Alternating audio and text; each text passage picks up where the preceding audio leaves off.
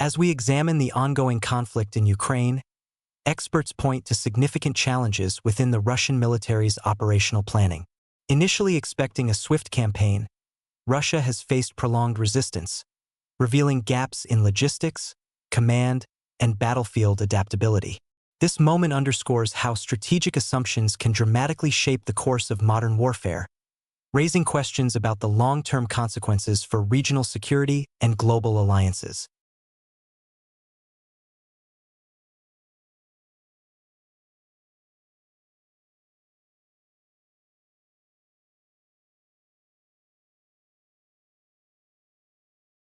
For your service.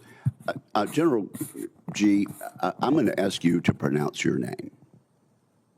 Senator, it's Grinkowicz. Okay, with a witch. Okay, very good. Well, let me just ask you to answer a few questions briefly, and then I'll let you elaborate. Do you agree that the Russian military's lack of tactical skill has been exposed in the war in Ukraine? Senator, Russia invaded Ukraine thinking it would be a 2-week war. And as I heard a friend say recently, the hardest part of a short 2-week war is the first couple of years. And I think Putin has learned that because of the problems he's had with fielding a modern and effective force. In spite of that, do you agree that Russia has maintained the ability to wage war and continues to threaten our treaty allies in Europe? I do, Senator. And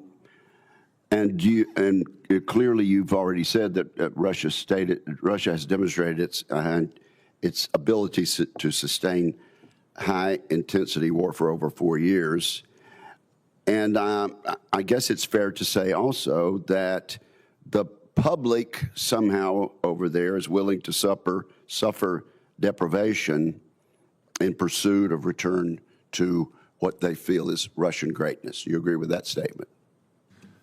Senator, I do. I'd just say that, Putin as an autocrat is able to control the information environment in Russia, so the Russian people are probably not hearing all of the... The disparity between Russia's leadership and its general population highlights a critical dimension of this conflict: information control and societal perception. While frontline realities involve significant strain and loss, state-controlled narratives shape public understanding, influencing morale and perceived national purpose. From a geopolitical standpoint, the continued presence of over 500,000 Russian troops in Ukraine signals that, even after this conflict, Europe must remain vigilant.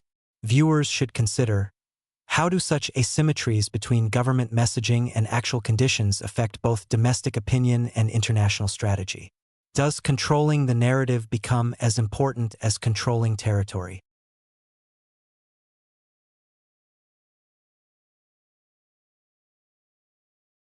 Trials and tribulations that their forces are facing, or understanding the high casualty rates of the Russian forces. And I guess it would be fair to say the elite in Russia are not feeling all of the negative effects that the general populace is feeling. I assess that's correct, Senator. Okay.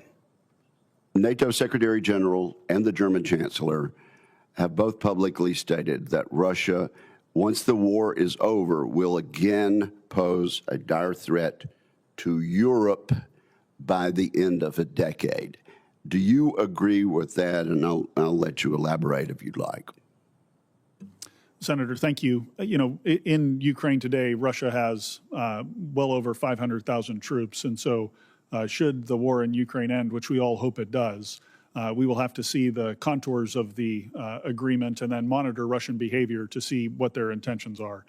But from a purely military perspective, when 500,000 battle-hardened Russian troops are repositioned to other areas, we'll have to pay attention to that as a potential military threat and be cognizant of what it could pose to the alliance.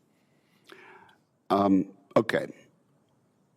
We're delighted to see our European allies agree to the 5% and to do their fair share of their part of the burden sharing.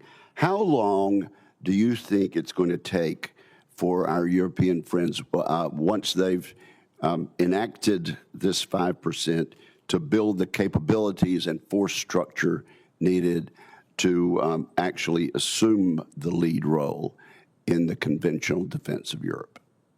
Yeah, Chairman, thank you. I agree with you that the agreement that made at the Hague summit to spend 5% of military spending is a tremendous accomplishment, and it shows how seriously the Europeans are taking their own security.